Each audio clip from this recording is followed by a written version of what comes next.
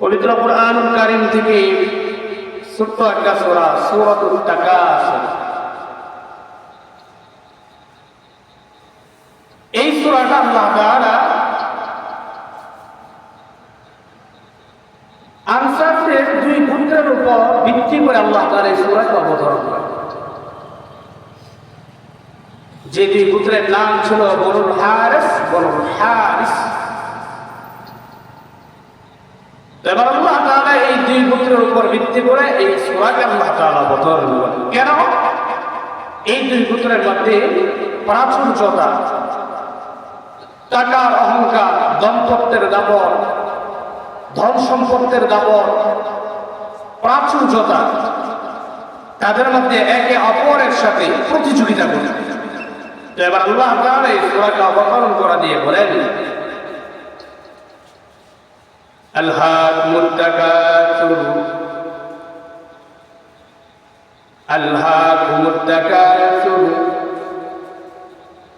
ও পয়গম্বর, আপনি আপনার উম্মতদেরকে জানিয়ে দিন, যারা সম্পদের মালিক হয়, অধিক পরিমাণে সম্পদের মালিক হয়, আলহাকুমুত তাকাসুর, সম্পদের পাহাড় হয়ে সম্পদের প্রাচুর্যতার কারণে আমি আল্লাহ তাআলা থেকে যারা মুখ ফিরিয়ে নেই। অন্যত্র আয়াত আল্লাহ তাআলা বলেন,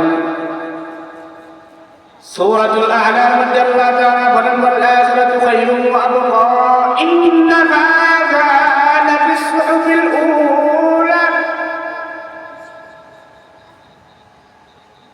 সৌভাগ্যশীল তারা যারা আখিরাতকে দুনিয়ার উপর প্রাধান্য না দিয়ে আখিরাতকে দুনিয়ার উপর প্রাধান্য দেয়, তারা বড় সৌভাগ্যশীল। আর যারা হতভাগা তারা কারা? যারা আখিরাতের উপর দুনিয়াকে প্রাধান্য দেয়। কেমন প্রাধান্য দেয়? তারা মনে করে আমার দুনিয়ায় সব, তারা বলে দুনিয়ায় আমার সব, আমার কিছুই নাই, মরে গেলে আমাকে পুড়িয়ে ফেলবি। হিন্দুরা বলে হরে কৃষ্ণ রাম কৃষ্ণ শ্রীমতী ভগবতীর নামে তারা পূজা করে। তারা বলে মরলাম, মরলে আমরা শেষ, আমাদের কোনো কিছুই নাই। আল্লাহ তাআলা বলেন, ইযা মিতনা ওয়া কুন্না তুরাবান ওয়া ইযামান আইন্না লামাবউসুন।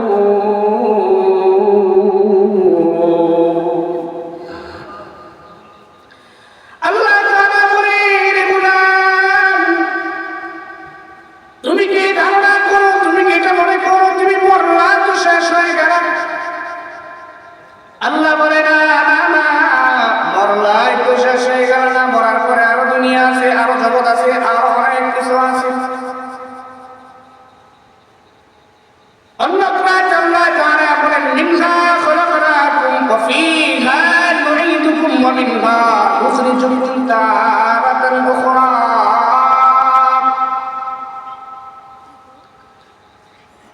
এই মাটি থেকে তোমাকে সৃষ্টি করা হয়েছে, এই মাটির মধ্যেই তোমাকে আবার দাফন করা হবে, আবার এই মাটি থেকে তোমাকে উত্তোলন করা হবে। শেষ বিচার দিনে শেষ একদিন আল্লাহ তাআলার আদেশে আবার এই মাটি থেকে তোমাকে উত্তোলন করা হবে। এর মুমিন, তুমি কি ধারণা করো না তুমি কেমন ছিলে, তুমি কি রূপে ছিলে? আল্লাহ তাআলা তোমাকে কেমন রূপে বানাইল? আল্লাহ তাআলা বলেন, কাইফা তাকফুরুনা বিল্লাহি ওয়া কুনতুম আমওয়াতা ফাআহইয়াকুম থুম্মা ইউমীতুকুম থুম্মা ইউহয়ীকুম থুম্মা ইলাইহি তুরজাউন। কাইফা তাকফুরুনা বিল্লাহি ওয়া কুনতুম আমওয়াতা, তোমরা কি চিন্তা ও ভাবনা গবেষণা করো না তোমরা কি রূপে ছিলা, কেমন রূপে ছিলা? তোমাদের কোনো অস্তিত্ব ছিল না, তোমাদের কোনো কিছুই ছিল না। আমি আল্লাহ তাআলা রহমত করে ফজর গরম করে আমি আল্লাহ তাআলা তোমাদেরকে সৃষ্টি করলাম, তোমরা ছিলে একেবারে মৃত, তোমরা ছিলে অস্তিত্বহীনের মধ্যে ছিলে। আমি আল্লাহ তাআলা অস্তিত্বহীন থেকে অস্তিত্বে নিয়ে আসলাম। আল্লাহ তাআলা বলে খালাকাল ইনসানি হিনুম মিনাদ দাহরি লাম ইয়াকুন শাইআন মাযকুরা। এরে গোলাম, এরে মুমিন, উল্লেখ করার মতো তোমাদের কোনো কিছুই ছিল না। আমি আল্লাহ তাআলা তোমাদেরকে সৃষ্টি করলাম। ইন্না খালাকনাল ইনসান মিন নুতফাতিন আমশাজ। বাবা এবং মায়ের মিশ্রণ থেকে, নাপাক পানি থেকে, মিশ্রণ থেকে আমি আল্লাহ তাআলা তোমাদেরকে নুতফা থেকে সৃষ্টি করলাম। তোমাদের কোনো কিছুই ছিল না, তোমরা ছিলে বড় অসহায়, অস্তিত্বহীনের মধ্যে ছিলে।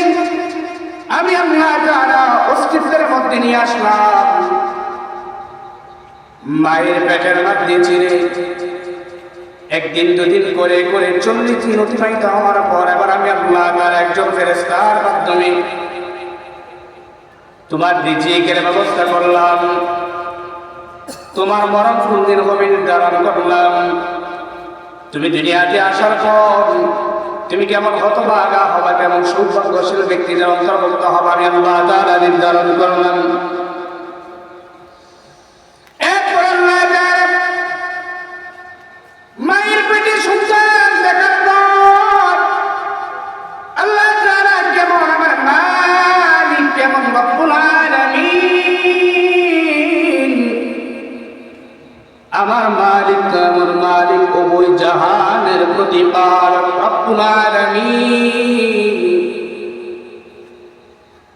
সন্তান মায়ের পেটে থাকার পরে, সন্তান মায়ের পেটে থাকার পরে নাপাক পানি, নাপাক রক্ত জবান দিয়ে এই মুখ দ্বারা কোনো কিছু আল্লাহ তাআলা আহার করান না। এবার প্রশ্ন জাগতে পারে, আল্লাহ তাআলা কেমন রূপে সন্তানের পেটের মধ্যে রাখে? আল্লাহ তাআলা কুদরতি ভাবে মায়ের নাড়ার সাথে সন্তানের নাড়ার অ্যাডজাস্ট করে দেয়। রক্ত এবং মায়ের পেট থেকে সন্তানের পেটে খাবার আদান প্রদান করে আল্লাহ তাআলা ফেরেশতাদের মাধ্যমে কুদরতি ভাবে। প্রশ্ন হল, আল্লাহ তাআলা এই জবান দিয়ে কেন খাবার আহার প্রদান করেন না? এরে সন্তান, এরে গোলাম, ভালো করে চিন্তা কর। আল্লাহ তাআলা এই কারণে এই জবান দিয়ে, এই মুখ দিয়ে কোনো কিছু খাবার আহার প্রদান করেন না। কারণ দুনিয়াতে আসার পর এই জবান দ্বারা, পবিত্র মুখ দ্বারা আল্লাহ রব্বুল ইজ্জতের নাম, আল্লাহর পবিত্র নাম, আল্লাহর সিফাত গুলো কীর্তন গাইবে এই পবিত্র জবান দ্বারা। দুনিয়াতে আসার পর এই পবিত্র জবান দ্বারা যে আল্লাহ পাকের পবিত্র নাম তুমি মুখে নিবা, এই পবিত্র মুখে নাপাক রক্ত আহার করে তোমার মুখ ও তোমার জবানকে অপবিত্র করবো না। বলেন না আল্লাহু আকবার। তাহলে আমার রব, আমার মালিক কেমন রব্বুল আলামিন, কেমন মালিক? আল্লাহ তাআলা একটা মানুষকে দুনিয়াতে আসার পর এরপর আল্লাহ তাআলা চতুর্মুখী ভাবে ফেরেশতাদের মাধ্যমে এই মানুষটাকে 70 জন ফেরেশতা দিয়ে তারপরে বিভিন্ন রকমের ঝামেলা থেকে হেফাজতে রাখেন। আমরা সাধারণ ভাবে দেখি একটা মানুষকে যখন ঢিল দিয়ে আরেকটা মানুষকে ঢিল দেয়, ঢিলটা দেওয়ার পর চোখে লাগে না, চোখের একেবারে সাইড দিয়ে যায় কি যায় না? চোখে লাগে না। এই মুখের মধ্যে লাগে না, কেন লাগে না? একটা মানুষ আর একটা মানুষকে যখন ঢিল দেয়, ঢিলটা দেওয়ার সাথে সাথে এই ঢিলটার সাথে শয়তান যায়। কেন যায়? এই ঢিল দিয়ে যেখানে পড়বে সেখানে শয়তান একটা আকাম কুকাম গড়াবে, ঠিক না? কিন্তু আল্লাহ তাআলার মাধ্যমে এই ঢিল যেখানে গিয়ে নিক্ষেপিত হবে, যেখানে গিয়ে পড়বে, সেই জায়গায় 70 থেকে 70,000 ফেরেশতা দিয়ে হেফাজতের জিম্মায় রাখে, যাতে করে এই ঢিল আমার বান্দার কোন রকমের ক্ষতি করতে না পারে। আল্লাহ তাআলা বলেন, وإذا سألك عبادي عني فإني قريب আল্লাহ তাআলা বান্দার অতি নিকটে কেমন নিকটে জানেন আল্লাহ তাআলা বলেন আল্লাহ তাআলা বান্দার অতি নিকটে কেমন নিকটে মুফাসসির কেরাম ব্যাখ্যা করেন একটা মানুষের শরীরে যতটা পশম আছে এই পশমগুলো বান্দার শরীরের চামড়ার যতটুকু পরিমাণ কাছে আল্লাহ তাআলা তার চেয়ে ১৪,০০০ গুণ তার চেয়ে অধিক অধিক পরিমাণ গুণে বেশি আল্লাহ তাআলা বান্দার নিকটে কারণ আল্লাহ তাআলা বান্দাকে অধিক পরিমাণ মহব্বত করেন এই কারণে আল্লাহ তাআলা বলেন হাকুম তাকাসুর